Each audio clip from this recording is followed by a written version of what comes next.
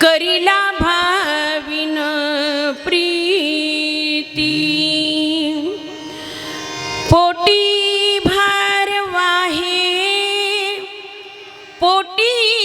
भार वाहे त्याचे सर्वस्व ही साहे ऐसी कळवळ्याची जाती करिला भाविन प्रीती तुका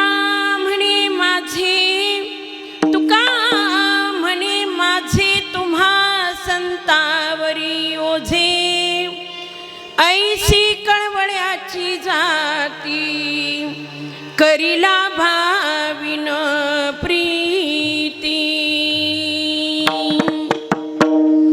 समचरण सरोजम सांद्र नीलांबुदाभं जघन निहित पानी मंडनं मंडनानं तरुण तुलसी माला कंधरं कंजनेत्रं सदय धवलहासं विठ्ठलं चिंतयामि पांडुरंगा करो प्रथम नमन पांडुरंगा करो प्रथम नमन पांडुरंगा करो प्रथम नमन पांडुरंगा करो प्रथम नमन पांडुरंगा करो प्रथम नमन पांडुरंगा करो प्रथम नमन पांडुरंगा करो प्रथम नमन पांडुरंगा करो प्रथम नमन पांडुरंगा करो प्रथम नमन पांडुरंगा करो प्रथम नमन पांडुरंगा करो प्रथम नमन पांडुरंगा करो प्रथम नमन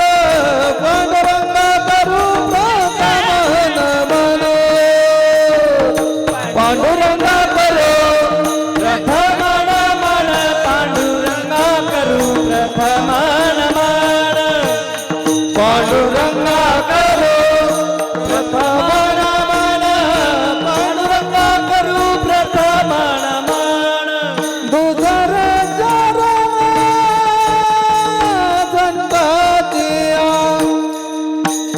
दुधर चरण संततिया त्यांच्या कृपादाने कथे जावितारो त्यांच्या कृपादाने कथे जावितारो त्यांच्या कृपादाने कथे जावितारो बाबाजी सद्गुरु दास तुका त्यांच्या कृपादाने कथे जावितारो कथे जावितारो त्यांच्या कृपादाने कथे जावितारो बाबाजी सद्गुरु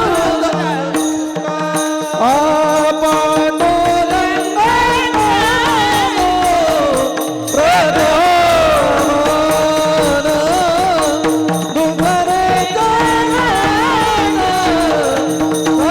संततिया हे पांडुरंगा करो प्रथम नमन दुधरे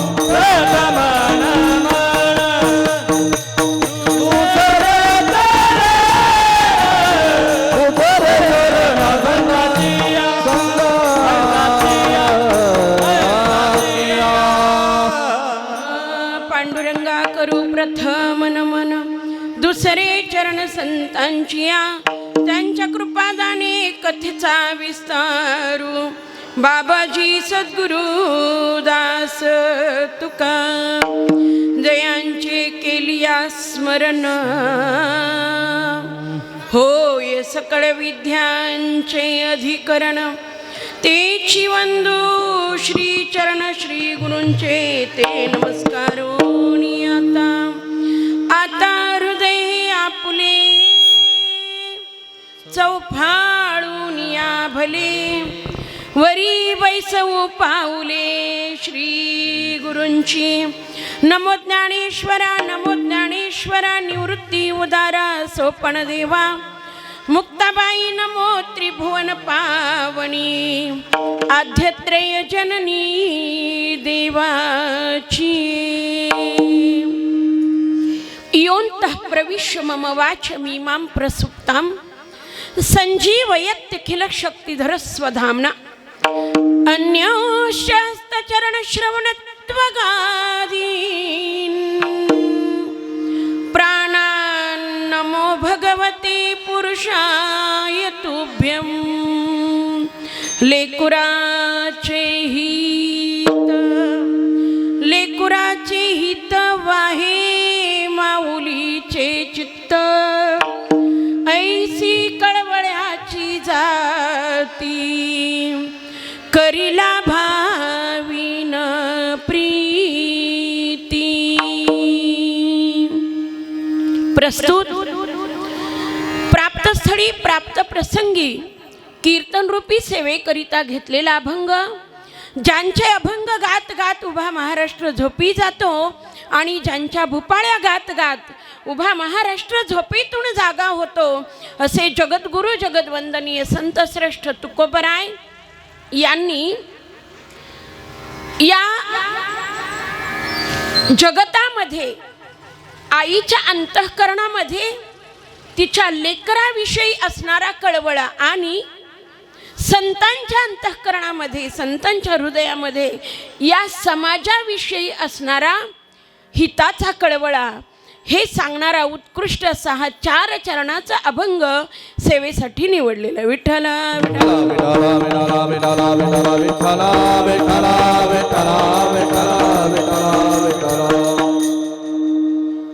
आज तुम्ही आम्ही सर्वजण इथे एकत्र जमलो, त्याला निमित्त आहे, त्याला कारण आहे.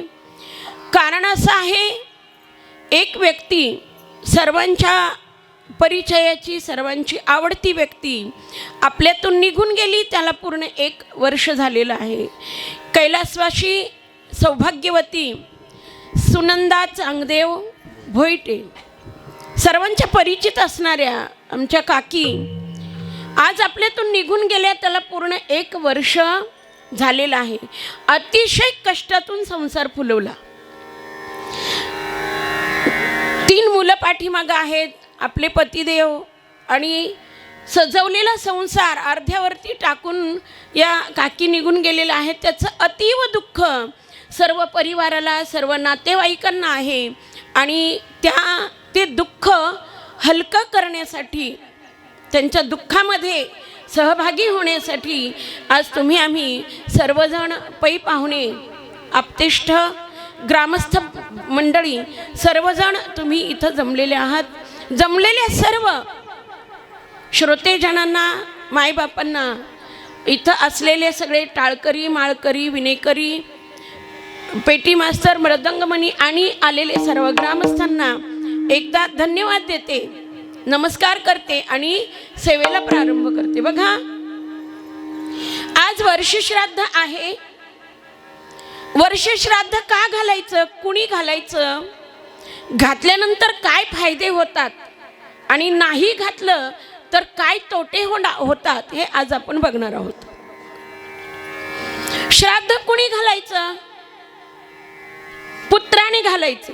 पुत्रासी पर्वकाळ, जन्मात जोडे एक वेळ, माता पित्याचा अंतकाळ, ती वेळ धर्मासी अतिपवित्र. अतिपवित्र सांगितले. हा पर्वकाळ सांगितलाय पुत्रासी, कुणाला, मुलांच्यासाठी. वर्षश्राद्ध किंवा मात्या पित्यांचा जो अंतकाळ आहे तो पर्वकाळ सांगितलाय. जन्मात जोडे एक वेळ. आई वडील किती वेळा मरतात? आई वडील एकदाच मरतात आणि ते गेल्यानंतर त्यांच्या नावाने इथं आज जे काही असेल, अन्नदान असेल, वस्त्रदान असेल, गोदान असेल, भूदान, जेवढी दानं करता येतील त्यांच्या नावाने आज आपण एवढा मोठा घाट घालण्याचं कारण काय आहे तर इथे पिंडदान करत असताना भाताचे 3च पिंड का हो? 10, 15, 20, 21 होय का की 50, 25 असे का नाही?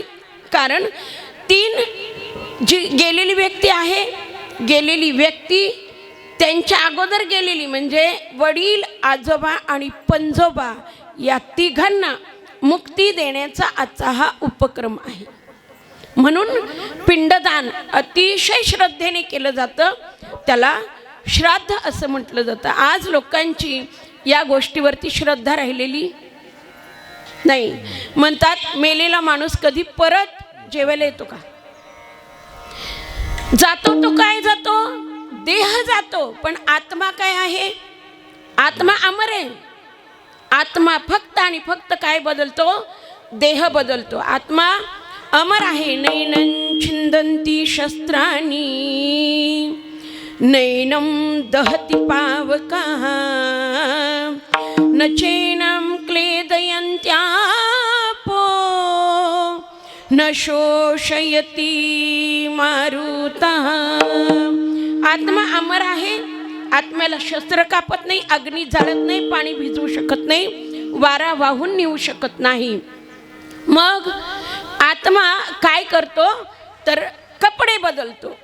वासंसी जीर्णानि यथा विहाय नवानि गृह्णन्ति नरोपराणि तथा शरीरानि विहाय जीर्णानि नन्यानि संयाति नवानि देहि. जीर्ण झालेलं वस्त्र जसं आपण टाकून देतो आणि दुसरं वस्त्र धारण करतो, तसं हा आत्मा हा देह टाकून देतो आणि दुसरा देह कर्मानुसार मिळत असतो. मग तो अमर असलेला आत्मा आजच्या दिवशी नवे दर महिन्याला इथं मासिक घालण्याची पद्धत आहे का? हिंगणगावकर आहे ना, बरेच ठिकाणी आता ही पद्धत बुडत चालली. तर दर महिन्याला हा आत्मा तुमच्याकडे जेवायला येत असतो. जेवायला येतात आणि 12 महिने पूर्ण झाल्यानंतर हे पिंडदान आहे. इथं प्रत्येक महिन्याला, कारण त्यांच्याकडे आता स्थूल देह नाही, आता त्यांच्याकडे सूक्ष्म देह आहे आणि त्या सूक्ष्म देहाला तुम्ही एकदा महिन्यातून ताट जेवायला घातलं तर ते महिनाभर पुन्हा 1 महिन्याने त्यांना भूक लागते. आणि इथं का घालायचं? कारण तिकडे हॉटेल नाही, तिथं इथलं चलन तिकडे चालत नाही. इथल्यासारखे वडापाव, पावभाजी काय असेल ते पदार्थ तिकडे मिळत नाहीत. तुमच्या पूर्वजांनी गेलेल्या नातेवाईकांच्या पूर्वजांनी जर त्यांच्यासाठी दर महिन्याला मासिक घातलं, अन्नदान केलं तर त्याच्यावरती ते 12 महिने जगतात. मग हा आत्मा पुन्हा 1 वर्षभराने येतो आणि वर्षभराने आल्यानंतर बघतात की माझ्या वंशजांनी माझ्यासाठी काही पिंडदान असेल, धातुदान असेल, चर्मदान असेल, तुम्ही नाही का चप्पल देता, छत्री देता, ब्लँकेट देता, वस्त्रदान, अनेक प्रकारची दानं त्यांच्यासाठी करत असता. आणि हे जर श्रद्धेने केलं, प्रेमाने केलं तर ते खाली येतात आणि आपल्या कुटुंबियांना भरभरून आशीर्वाद देतात. तुका महापित्याला आशीर्वाद देते, कल्याण येते सर्व काळ, कल्याण येते सर्व काळ. तुका महापित्याला आशीर्वाद देते, कल्याण येते सर्व काळ, कल्याण येते सर्व काळ.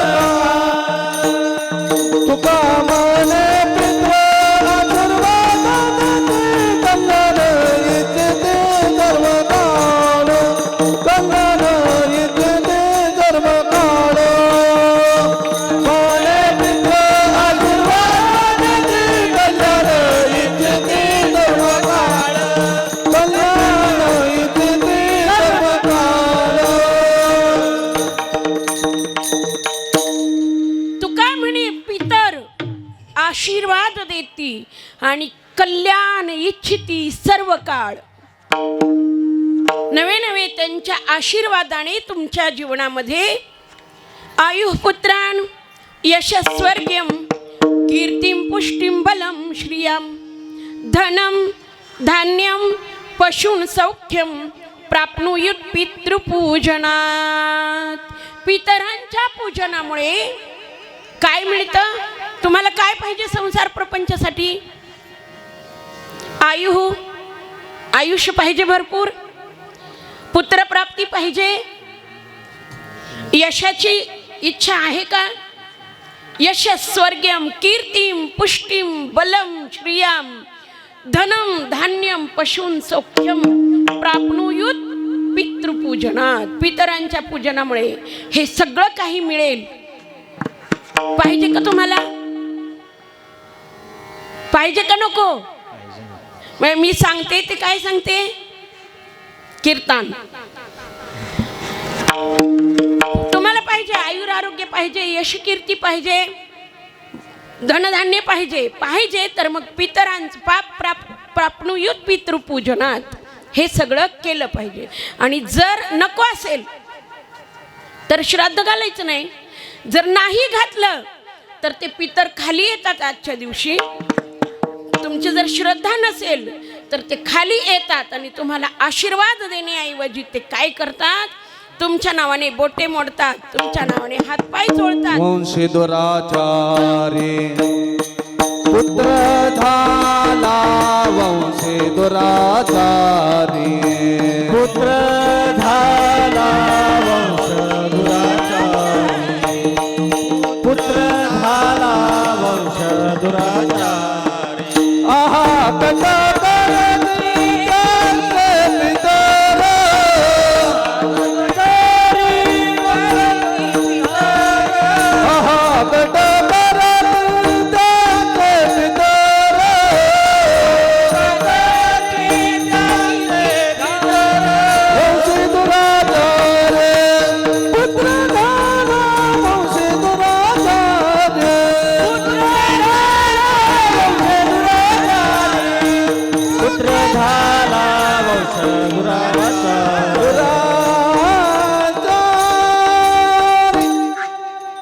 कथा त्यांचे करीती पितर, वंशी दुराचारी पुत्र झाला. कुटुंबामध्ये कुळामध्ये दुराचारी पुत्र झाला. आमच्या नावाने त्याने अन्नदान गोदान भूदान काही केलेलं नाहीये, म्हणून मग ते आशीर्वाद देण्याऐवजी शिव्या श्राप देतात. आणि मग श्रीमद भगवद्गीता सांगते, पतंती पितरो हे श्याम लुप्तपिंडोदक क्रिया दोषैरैते कुलघ्नानाम वर्ण संकर कारकैः. त्या कुळामध्ये त्या कुटुंबामध्ये पितरांचं पतन होतं आणि मग त्यांचे आशीर्वादाऐवजी शिव्याश्राप लागतात. आणि मग आपली अवस्था अशी होते, घरात कटकटी होतात, रोगराई पसरते, पैशाला पैसा लागत नाही, कुठल्याही कार्यामध्ये यश येत नाही. आणि मग आपली अवस्था होते, जा देवऋषाकडे, जा ब्राह्मणाकडे.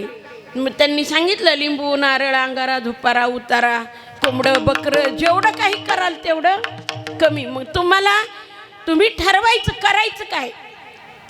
आज AI चा जमाना आहे. AI च्या जमान्यामध्ये आत्ताची तरुण पिढी आमच्या पितरांना, आमच्या शास्त्राला, आमच्या ह्या ज्या काही जबाबदाऱ्या आहेत त्या पार पाडायला मानायला तयार नाहीत. आई वडिलांच्या नावाने कुठेतरी एखाद्या आश्रमशाळेमध्ये जाऊन वही पेन दान केलं की आपलं कर्तृत्व संपलं असं त्यांना वाटत असेल तर आधी शास्त्र बघितलं पाहिजे, पुरावे बघितले पाहिजेत. हे वर्षश्राद्ध पिंडदान कुठून आले? रामायण महाभारतामधून आले. शेजाऱ्याने घातलं म्हणून एवढा मोठा घाट आपण घालू शकत नाही. तर हे रामायण महाभारतातून आले. आणि जगाचा चालक मालक राम प्रभूने आपल्या दशरथ राजासाठी पित्यासाठी पिंडदान केले. पांडवांनी पांडुराजासाठी केले. तुम्ही आम्ही करायला हरकत? तुम्ही आम्ही करायला हरकत? विठ्ठल विठ्ठल विठ्ठल विठ्ठला विठ्ठला विठ्ठला विठ्ठला विठ्ठला विठ्ठला. बर आलेला देह आज नाही उद्या नाही परवा कधीतरी जाणारच आहे. या जगामध्ये सगळ्यात अंतिम सत्य जर कोणतं असेल तर ते आहे मरण. येते नाही मुरो आले अवतार, येते नाही मुरो आले अवतार, येते नाही मुरो आले अवतार, येते नाही मुरो आले अवतार, येते नाही मुरो येते नाही दुरो नाही अवतार, येते नाही दुरो येते नाही दुरो नाही अवतार. येते पामर देवकेते, येते पामर देवकेते, येते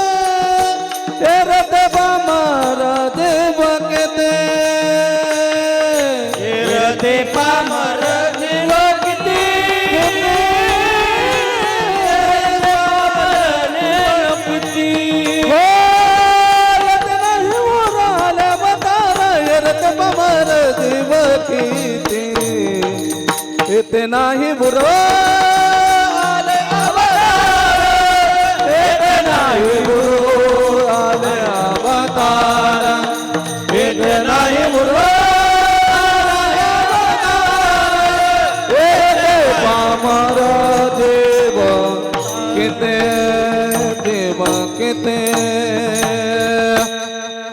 येथे नाही उरो आले अवतार, हेरते पामर जीव किती. कोण या जगामध्ये जन्माला आला आणि तो इथंच राहिला असं आजपर्यंत कुठं घडलं का हो? इथं हिंगणगावात घडलंय का? जन्माला आलेला माणूस गेलाच नाही. हिंगणगावात नाही, निंभोऱ्यात पण नाही, नवे महाराष्ट्रात नाही. बर महाराष्ट्रात नसू दे, भारतामध्ये नाही. बरं जाऊ दे, भारतात नाही, अमेरिकेमध्ये तरी असं असेल का? आएगा सो जाएगा राजा रंग फकीर, जो कोणी आले अहो जगन्माता सीता ज्याची सून आहे, जगाचा चालक मालक आज ज्याच्या नावावरती राम राम राम राम या नामस्मरणाच्या ताकदीवरती जगतो, त्याचा बाप राजा दशरथ, नवे इथं आलेला प्रत्येक जीव आला आणि निघून गेला. मृत्यू हे काय आहे? अंतिम सत्य आहे आणि ते आपल्याला स्वीकारावंच लागेल. एकदा भगवान गरुडाला वाटलं की आपली आई मरू नये, वयोवृद्ध झालेली आहे माझ्या आजीसारखी, आणि गरुड भगवान आपले दिवसभर कार्य करून इकडून तिकडून यायचे आणि आईला विचारायचे, आई तब्येत बरी आहे ना ग? एक दिवस आई म्हणाली, बाळा आज मला जरा थकल्यासारखं वाटतंय रे. गरुड भगवान आले, पुन्हा विचारलं, आई तब्येत बरी आहे ना? अरे बाळ, आज माझ्या समोर एक काळा कभिन्न मोठाच्या मोठा बलदंड देहाचा पुरुष डोळ्यासमोर येऊन उभा राहिला. माझ्याकडे बघितलं, माझ्याकडे बघून थोडंसं हसला आणि निघून गेला. भगवान गरुडांनी ओळखलं हे कोण आहे, काळा कभिन्न उंचच्या उंच. आणि मग परत संध्याकाळी दुसऱ्या दिवशी आल्यानंतर गरुडाने विचारलं, आई बरं वाटतंय का ग तुला? आजही तसंच घडलं. तो काळा कभिन्न अक्राळ विक्राळ बलदंड देहाचा तो महापुरुष माझ्या डोळ्यासमोर येऊन उभा राहिला आणि तेव्हापासून तब्येत जरा खालावली, गळाटल्यासारखं वाटते. भगवान गरुडांनी विचारलं, ओळखलं कोण आहे हा काळ आहे. आणि या काळाच्या तावडीतून आपल्या आईला वाचवण्यासाठी भगवान गरुडाने आपल्याला वयोवृद्ध झालेल्या थकलेल्या आईला पाठीवरती उचललं, पाठीवरती घेतलं आणि 7 समुद्राच्या पलीकडे एका झाडाच्या बेटामध्ये नेऊन ठेवलं. का तर माझी आई मला जिवंत पाहिजे. आणि भगवान गरुडाने त्या बेटामध्ये आईला नेऊन ठेवलं. तिथं यमधर्म काळ येऊन उभे राहिलेलेच होते. भगवान गरुडाला काळाने धन्यवाद दिले. बाबा, गरुड म्हणाले, तुम्ही इथं पण आलात का? मी तर माझ्या आईचे प्राण वाचवण्यासाठी मी 7 समुद्र पलीकडे माझ्या आईला आणले, तुम्ही इथं कसे काय? ते म्हटले, अरे जिथं तुझ्या आईचं मरण ठरलेलं होतं तिथं बरोबर तू घेऊन आलास आईला. आणि जी ठरलेली जागा आहे, ठरलेल्या वेळेमध्ये तुझी आई तिथं मी घेऊन जाणार आहे. तू माझं काम हलकं केलंस, मला तिकडे येण्याची माझी वेळ वाचवली आणि तू स्वतः तुझ्या आईला माझ्या स्वाधीन केलेले. काळाने सुद्धा कुणाला, भगवान गरुडाला धन्यवाद दिलेले. आज कुणाला वाटतं आपली आई मरावी? कुणाला वाटतं आपले वडील मरावेत? कुणालाही वाटत नाही. आज सूरज धीरज भाई यांची तीच अवस्था झाली असेल ना, जी भगवान गरुडाची झाली होती. आपली आई जाऊ नये असं प्रत्येकाला वाटत असतं. मग बघा, आज काकी आपल्यातून निघून गेल्या. काकी निघून गेल्या. भर दिवसा असा दुपारी सूर्यनारायण चढायला लागलेत, डोक्यावर आले आणि अचानकच गुडूप झाले. भर दिवसा दुपारी सूर्यनारायण मावळल्यासारखी अवस्था झाली आहे. काय अवस्था झाली असेल होते पोरांची? भरलेल्या संसारातून आपली आई निघून गेली. किती अचानक झालेला आलेला आघात पचवणं हे कुठल्याही कुटुंबासाठी खूप कठीण परिस्थिती असते हो. माणूस गेल्यानंतर काय अवस्था होते? ज्या कुटुंबातील व्यक्ती गेलीये त्या कुटुंबाला विचारा.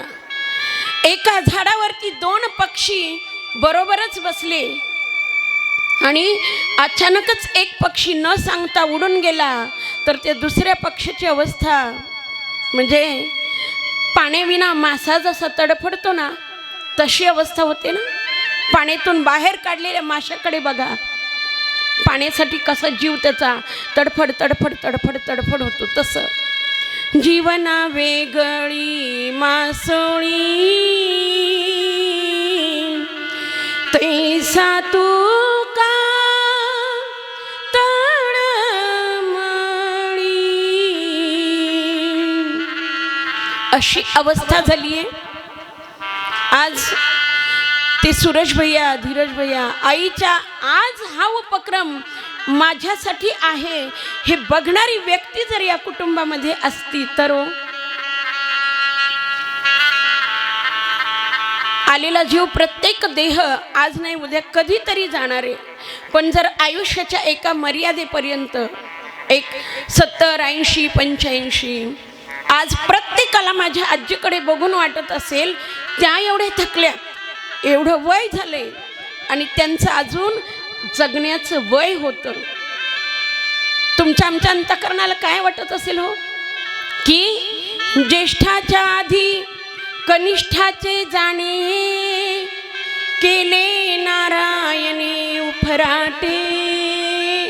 प्रत्येकाला वाटत, नवे नवे आजीच्याही अंतःकरणाला वाटत असेल, मी एवढी थकली आहे, मी एवढी जागेवर बसली आहे आणि ही चालती बोलती माझी सून काळ घेऊन गेला. किती दुःख होत असेल ना अंतःकरणाला. प्रत्येकाच्या अंतःकरणाला दुःख आहे. आईचं जाणं म्हणजे आई तुझले करू हेडग को करू, रस्ता चुकले रान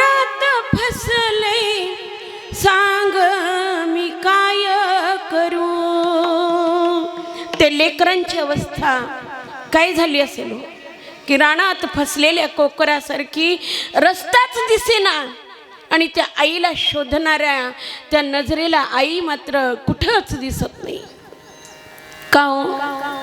आज लाखोंच्या गर्दीमध्ये आपली आई नाही दिसली, आपली पत्नी नाही दिसली, तर ते अंतःकरण किती पिळवटून निघत असेल हो.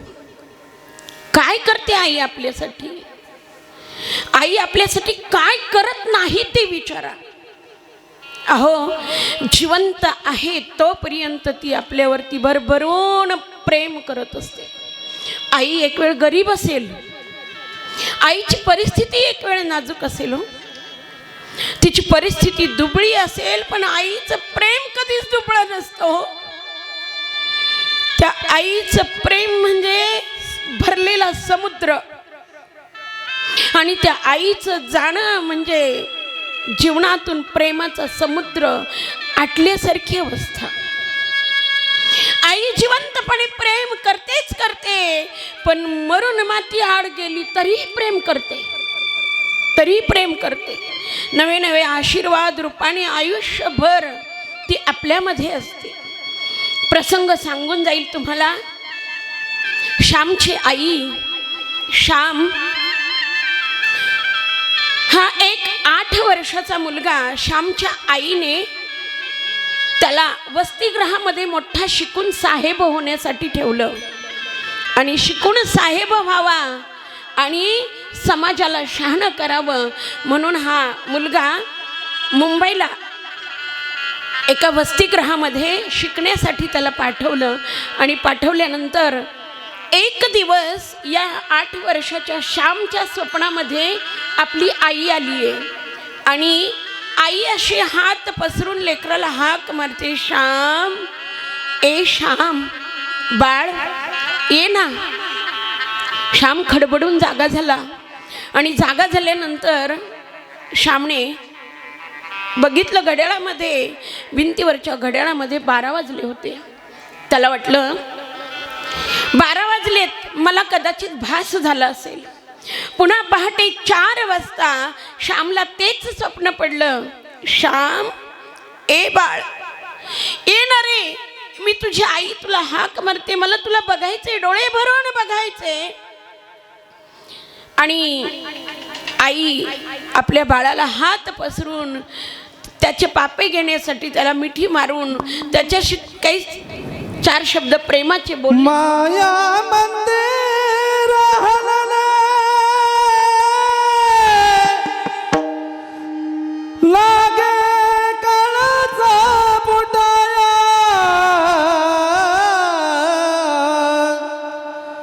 माया मंदिर हलले,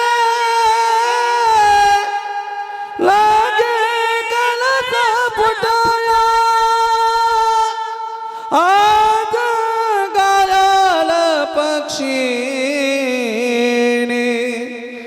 जाई पिलाला भेटाया, आज गायल पक्षीने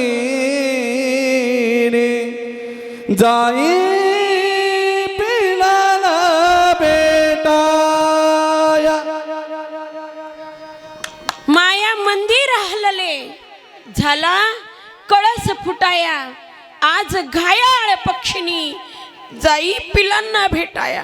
ती स्वप्नात गेली, त्या पिल्लाला स्वप्नात जाऊन दृष्टांत दिला. श्याम खडबडून जागा झाला आणि जागा झाल्यानंतर बघितलं तर घड्याळात पहाटेच्या 4 वाजलेल्या होत्या. उठला, आईने सांगितलं होतं, बाळ पहाटे स्वप्न पडलं तर ते खरंच सत्य असतं. उठला, मित्रांना जागा केलं, मला गेलं पाहिजे, मला माझ्या आईच्या अंतःकरणाची हाक आली आहे, तिला मला भेटलं पाहिजे म्हणून तो मित्रांना जागं केलं, उठवलं. आणि उठवल्यानंतर सगळ्या मित्रांनी आपल्या जवळचे 25-25 पैसे गोळा केले आणि त्या श्यामला दिले. पैसे भरले 3 रुपये, तिकीट होतं 6 रुपये. आता 3 रुपये उरलेले, काय करायचं 3 रुपयासाठी? श्यामने विचार केला, स्टँडवरती गेल्यानंतर, रेल्वे स्टेशनला गेल्यानंतर काहीतरी हमालीचं काम करू आणि त्या हमालीच्या कामाने जे पैसे मिळतील त्या पैशामध्ये आपण प्रवास उरकूया. आता इकडे पालवणला जायचं आहे कोकणामध्ये. 6 रुपये तिकीट आहे.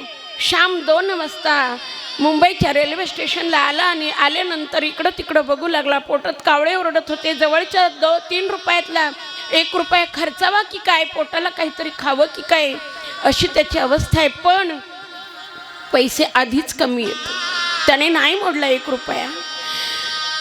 3 वाजता एक गाडी आली. ते 3 वाजता आलेल्या गाडीतून मोठे सुटाबुटातले एक साहेब उतरले. हातामध्ये भली मोठी सुटकेस होती. ती सुटकेस त्या साहेबाने खाली ठेवल्यानंतर श्याम त्या सुटकेसकडे बघू लागला. साहेबाने पाठीमागं पत्नी आहे, ती थाटामाटात अगदी उतरली आणि त्या साहेबाने श्यामकडे बघितलं, विचारलं, ए पोरा, उचलतो का बॅग? साहेब बॅग उचलतो, पण 3 रुपये द्याल का? अरे 3 रुपये काय, 4 रुपये देतो, पण उचलती बॅग. चिमुकल्या हाताने ती बॅग उचलण्याचा प्रयत्न केला. ती बॅग उचले ना, तो धडपडून खाली वाकून ती बॅग त्या साहेबांनी उचलली, डोक्यावरती ठेवली. श्याम पुढे चालू लागला. साहेब आणि साहेबीनबाई पाठीमागून चालतायत आणि चालत असताना डोक्याला खड्डा पडतो की काय, इतकी जड असणारी ती सुटकेस. श्याम पुढे पुढे चालत गेला. पाठीला बाक यायची वेळ आली आणि एका पाठीमागे वळून बघितलं तर साहेब आणि साहेबीनबाई पाठीमागे होत्या. त्यांनी खुनेने सांगितलं, ठेव तिथं बॅग, आमचं घर आले. श्यामने एका भिंतीचा आधार घेत घेत ती बॅग खाली ठेवण्याचा प्रयत्न केला, पण बॅग हातातून निसटली. जशी निसटली तशी धाडकन 2 तुकडे झाले. बॅगेतलं सगळं सामान बाहेर आलं. पाठीमागून साहेब आले. एकदा बॅगेकडे बघितलं, रखरखीत जळजळीत नजरेने त्या श्यामकडे बघितलं आणि बघितलं, एक पाय मागे एक पुढे घेतला आणि खाडकन श्यामच्या मुस्काडीत वाजवली. खाडकन श्यामच्या मुस्काडीत वाजवली. तसे श्यामचे डोळे टचकन पाण्याने भरले. होत नाही तसली कामं तर करता कशाला? श्यामने सांगितलं, बाबा मी हमाल नाही हो, माझ्या आईला भेटायला जायचंय, म्हणून 3 रुपयासाठी तुमची ही बॅग मी उचलली. साहेबीनबाई म्हणाले, जाऊ दे हो, 3 रुपये नाही, निदान 2 रुपये तरी त्याला द्या, जाईल तो आपल्या घरी कसा तरी. साहेबांनी 2 रुपये काढले, दिले. मिळून झाले 5 रुपये तिकिटाला लागत होते. 6 रुपये. आणि संध्याकाळी 6 वाजता श्यामला स्टेशनवरती आल्यानंतर पुन्हा पालवण गाडी लागली. उपाशी पोटी श्याम त्या गाडीमध्ये चढला. तिकिटाला पैसे दिले. मास्तर ओरडले, तरट्या, अरे उरलेले 1 रुपये कोण, तुझा बाप देणार का? काहींची बोलण्याची पद्धत असते. एक शहाणा मनुष्य पाठीमागे बसमध्ये बसलेले होते. त्यांनी सांगितलं, मास्तर जिथपर्यंत निघल तिथपर्यंत तिकीट द्या, जाईल पोरग चालत. श्यामला 4 किलोमीटर पाठीमागेच उतरवलं. रात्रीच्या 11 वाजता किर्र अंधाऱ्या रात्री श्याम त्या स्टँडवरती पालवणच्या उतरला आणि जिथं उतरला तिथं श्यामच्या उंचीपेक्षा उंच गवत, रातकिडे किर्र किर्र ओरडतायत आणि श्यामचं काळी झस्स केलं. आता घरी जायचं कसं आणि जायचं कसं? आईने सांगितलं होतं, बाळ जेव्हा भीती वाटते ना तेव्हा रामनाम घ्यायचं असतं. श्यामने सुरुवात केली, राम रामेती रामेती रमे रामे मनोरमे सहस्त्रनाम तत्तुल्यम रामनाम वराननी. आईने शिकवलेली राम रक्षा म्हणत म्हणत म्हणत श्याम आपल्या घरापर्यंत पोहोचला. आणि घरापर्यंत पोहोचल्यानंतर आई म्हणून हाक मारली. आई हाक मारली. घराच्या दरवाजाच्या समोर गेला. दरवाजाच्या फटीतून घरामध्ये एक दिवा लावलेला श्यामच्या डोळ्यासमोर दिसला. आई हाक मारल्या मारल्या बाहेर येणारी आई आज एका हाकेने बाहेर आली नाही. आई, अगं मी आलोय, मला गरम पाणी करून दे, मला हातपाय तोंड धुवून घरात यायचे. आई आज बाहेर येत नाही म्हणून श्यामने फटीत दरवाजाला फट असलेली ती जास्त उघडली. आत डोकवलं तर मुंबईची मावशी आली होती, पुण्याची आत्या आली होती. धाकटी बहीण मुक्ती चुली पुढे खुडामुडा घालून पडलेली होती. 2 महिन्याचा पुरुषोत्तम नावाचा धाकटा भाऊ पाळण्यामध्ये निजलेला होता आणि आपले वडील आपलं डोकं मांडीमध्ये खुपसून त्या घरामध्ये बसलेले होते. आईला विचारलं, आत्याला विचारलं, मावशीला विचारलं, भाऊंना विचारलं, भाऊ आई कुठे आहे हो? भाऊंनी नुसतं डोकं वरती काढलं, श्यामकडे बघितलं, नुसते रडले आणि पुन्हा मान डोक्यामध्ये घातली आणि मुक्तीला जाग केलं. मुक्ते, अगं आई कुठे? मुक्ती जागी झाली. मुक्ती म्हणाली, दादा आई आता नाही रे, आई गेली. त्याला वाटलं आई मामाकडे गेली असेल, आई कुठंतरी भजनाला गेली असेल टाळ घेऊन. टाळ तर घरातच होता. आणि मग पुन्हा खडबडून जाग केला, अगं सांग ना मुक्ती, आई कुठे आहे? मुक्तीने सांगितलं, बाळ दादा, अरे आई आता आपल्याला सोडून देवा घरी सोडून गेले आई आम्हाले कराला, सोडून गेले आई आम्हाले कराला. आई आई आई आता म्हणू दे कुणाला, आई आई आई आई म्हणू दे कुणाला. सोडून गेली आई आम्हाले कराला, सोडून गेली आई आम्हाले कराला. आई आई आई आता म्हणू दे कुणाला, आई आई आई आता म्हणून कोणा. आई तुम्ही आमच्यासाठी कष्ट केले फार, कष्ट केले फार. आई तुम्ही आमच्यासाठी कष्ट केले फार, कष्ट केले फार. आई तुम्ही आमच्यासाठी कष्ट केले फार, कष्ट केले फार. आई तुम्ही आमच्यासाठी कष्ट केले फार, कष्ट केले फार. सोडून गेले आई सारा परिवार, सोडून गेली आई सारा परिवार. सोडून गेले आई सारा परिवार. सोडून गेली आई आम्हा परिवार. सोडून गेले आई आम्हाले कराला, सोडून गेले आई आम्हाले कराला. आई आई आई आता म्हणून कोणा. हे आई गं, आई आई आई आई आई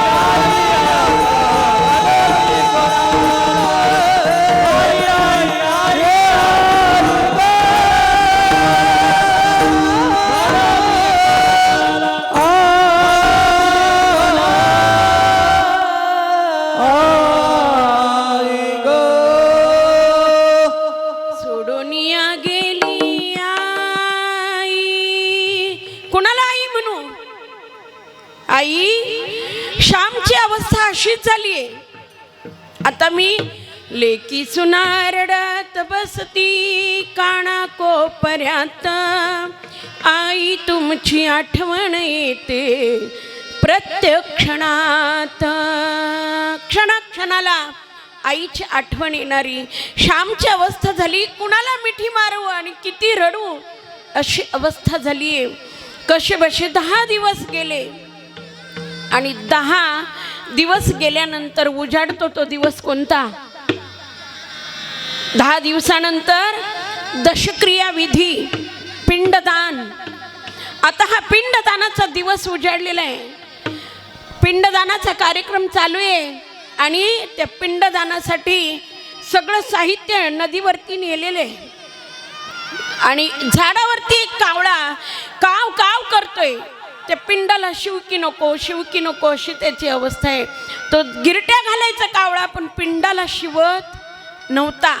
नदीवरती भाऊ होते, श्यामचे वडील होते, श्यामची आत्या होती, मावशी होती, बहीण मुक्ती होती. पण नीट लक्ष देऊन ऐका, बोलू नका, माता भगिनी बोलू नका. आणि श्यामच्या त्या कावळा गिरट्या घालतोय आणि गिरट्या घालत असताना आई आहे, मावशी आहे, आत्या आहे, वडील आहेत, बहीण मुक्ती आहे. आत्याने सांगितलं, मुक्ते उठ, आईला सांग. आई नाही जिपऱ्या सोडून इकडं तिकडं मोकळ्यात फिरणार ग. शेजारच्या काकूंचं मूल सांभाळून देईन, त्यांच्याकडून वेणी घालायला शिकेन, त्यांची भांडी घासून देईन, भाऊंच्यासाठी चांगला स्वयंपाक करून घालेन. आई तुझ्यासारखी सुगरण होईन, उठ सांग आईला. मुक्ती पिंडाजवळ गेली, पिंडाला हात जोडले, सांगितलं मी चांगली वागेन आई. तरीही कावळा शिवत नाही. भाऊ उठले, भाऊंनी त्या पिंडाला नमस्कार केला, सांगितलं अहो शिवा, नाही पोरा बाळांना उघडं पडून देत, नाही दुसरं लग्न करणार, पोरांना शिकून साहेब करीन, तुमचं स्वप्न पूर्ण करेन. भाऊंनी वचन दिलं, तरीही पिंडाला कावळा शिवत नाहीये. मुक्ता उठली, भाऊ उठले, श्याम उठला.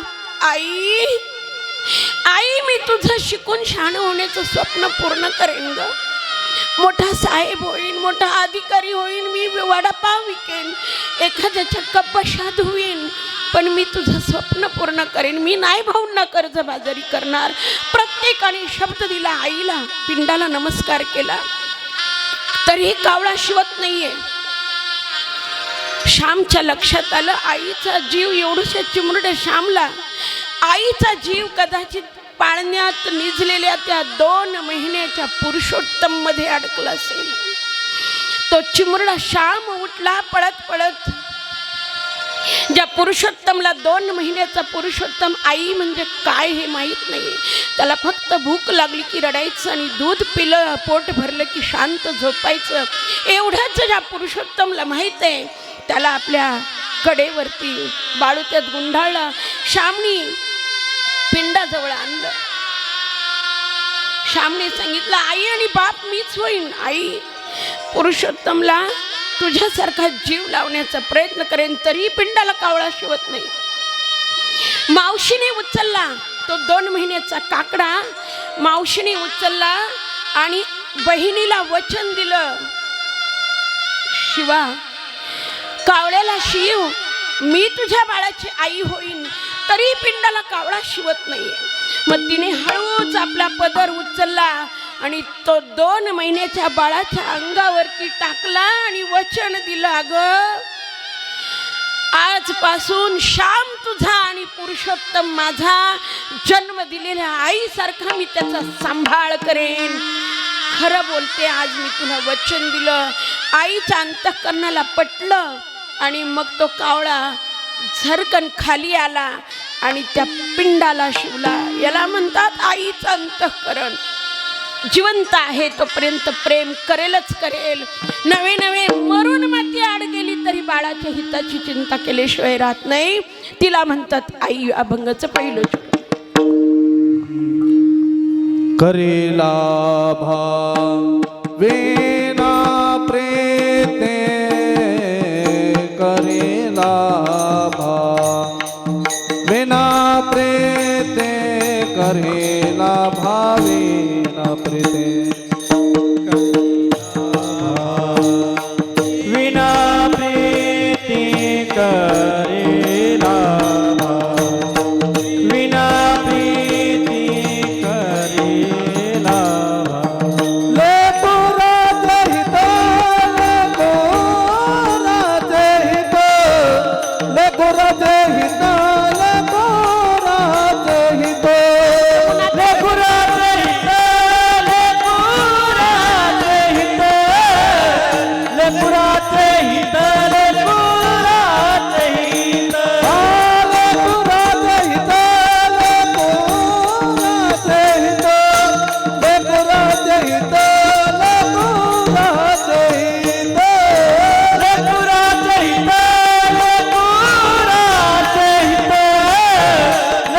लेकराचे हित लेकराचे हित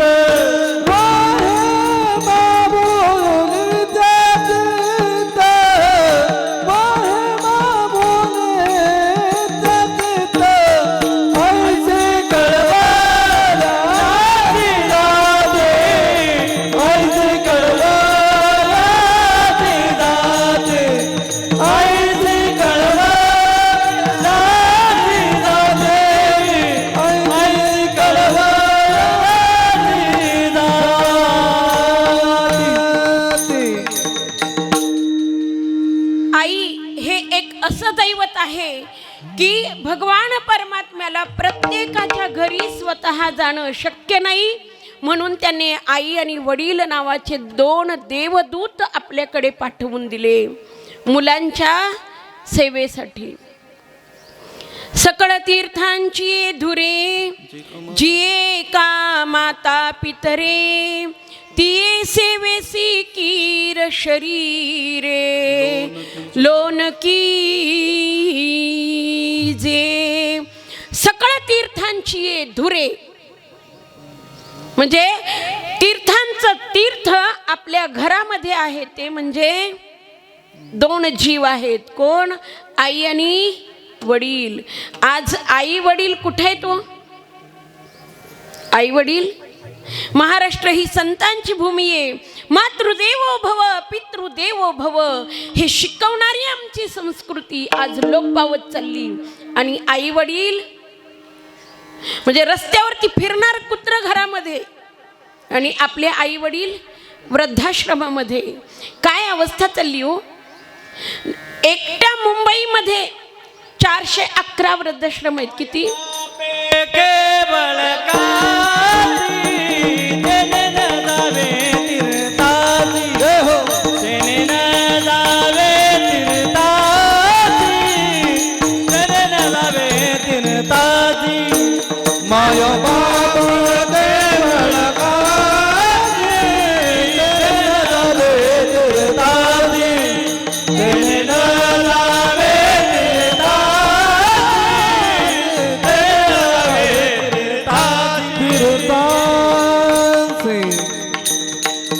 माय बाप केवळ काशी तेने न जावे तीर्थाशी. मायबाप म्हणजे काय? आपले सालाचे गडी नव्हेत. आयुष्यभर कष्ट करायचे, राबायचं, मुलांच्या आयुष्याची सगळी व्यवस्था करायची. आणि तेच वडील तीच आई उद्या थकली, त्यांचे हात पाय चालत नाही तशी अवस्था झाली की त्यांना 4 रुपयाची गोळी. काय लागतं हो आई वडिलांना? घरात पाळलेल्या कुत्र्यापेक्षा आई वडिलांना वेगळं काय लागतं? तुम्ही घरात कुत्रे पाळतात, आता हिंगणगावचं नाही सांगत मी, तिकडचं सांगते. लोक घरात कुत्रे पाळतात बरं का, आणि कुत्रे पाळतात. त्या कुत्र्यांना स्पेशल डॉक्टर. कुणाला? कुणाला? कुत्र्यांना. आई वडिलांना हे लागत. त्या कुत्र्यांना महिन्याला गोळ्या, औषधं, इंजेक्शन, वडापाव, मस्का पाव, लोणी पाव, त्यांचं खाद्य वेगळं, त्यांचं खुराक वेगळं. कुणाला? हे विसरायचं. कुत्र्यांना माणसं पाळायला लागले, कुत्र्यांना. आणि त्यांच्यासाठी स्पेशल घर, त्यांना धुवायसाठी कुत्रे पण धुवावे लागतात. तेच जर आई वडिलांना स्नान घातलं, ते शाही स्नान, अभ्यंग स्नान, ते देवाच्या दरबारात. आयुष्य जात आहे पहा काळ जपत से महा, सोयीचा घोर बहा, ध्यानी राहत हरीचा. आयुष्य जात आहे पहा काळ जपत से महा, सोयीचा घोर बहा, ध्यानी राहत श्री हरीचा.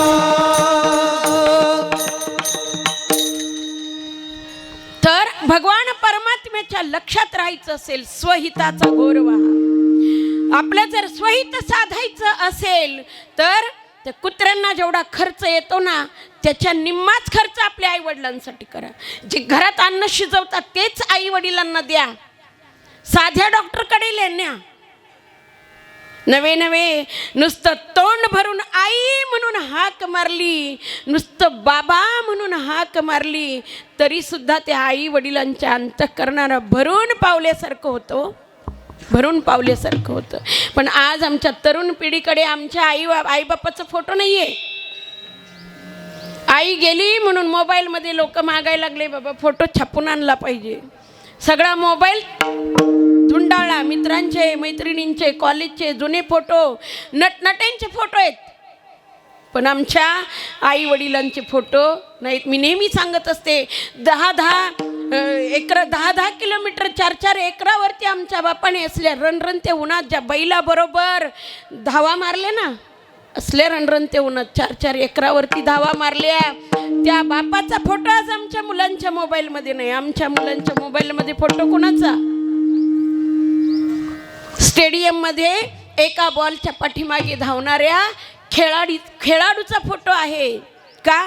त्याच्यामुळे भारत हारतो किंवा जिंकतो. त्या पोरांच्या मोबाईलमध्ये फोटो आहे. अरे ज्या बैलाबरोबर नांगरट हाकली ना आमच्या बापाने, त्या बाप गेल्यानंतर त्या बैलाने टाहू फोडावा, बैलाच्या डोळ्यात पाणी आलं. पण पोरं अमेरिकेला गेली तर बाप मेल्यावरती माघारी यायला मागत नाही तो. आणि आई वडील म्हणतात, माझं पोरगा आल्याशिवाय मी प्राण सोडणार नाही, माझा नातू डोळ्यासमोर दिसल्याशिवाय मी प्राण सोडणार नाही. आपले प्राण जाताना सुद्धा असे धरून ठेवतात, पोरं डोळ्यासमोर दिसावीत म्हणून. का हो? लक्षात ठेवा तरुण पिढी, ऐकत असाल तर, ज्यावेळी तुम्ही मृत्यूच्या क्षणी आई वडिलांच्या डोळ्यासमोर असाल तर तुमच्या जीवनात येणारी सगळी संकट आई आणि वडील आपल्याबरोबर प्रवासात बांधून घेऊन जात असतात. देवाला तेच मागतात, माझ्या लेकराच्या आयुष्यात येणारं सुखदुःख सगळं संकट माझ्याबरोबर बांधून देईन, माझ्या लेकराला मी गेल्यावर सुखी ठेव. आई वडिलाची इच्छा असते. किती निस्वार्थी प्रेम अजून आई वडिलांनी करायचं, किती. आईची कळवल्याची जाती, आईची कळवल्याची जाती, आईची कळवल्याची जाती, आईची कळवल्याची जाती.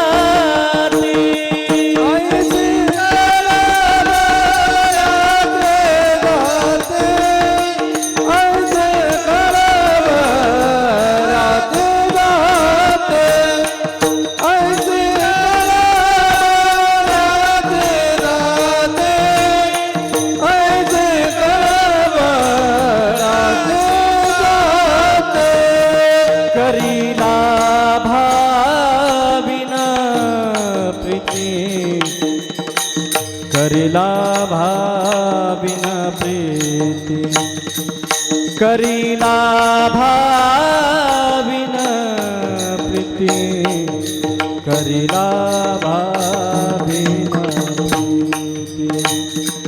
ऐसी गळवल्याची जाती,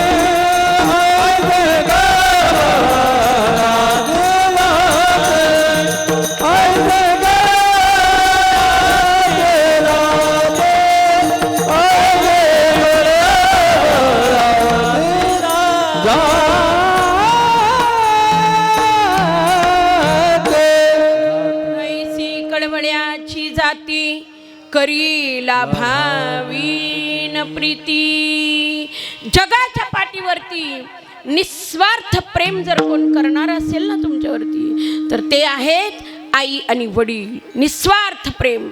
का आई असं म्हणते, आता पहिला पगार झाला की मी जेवढं तुला दूध पाजलं ना, त्या दुधाची किंमत म्हणून पहिला पगार मला आणून दे म्हणते का आई? नाही म्हणतो. निस्वार्थ प्रेम करते. नवे 9 महिने 9 दिवस उदरात वाढवते, पण ओझं वाटलं म्हणून काढून टाकलं असं कधी झालं? कधीच नाही हो.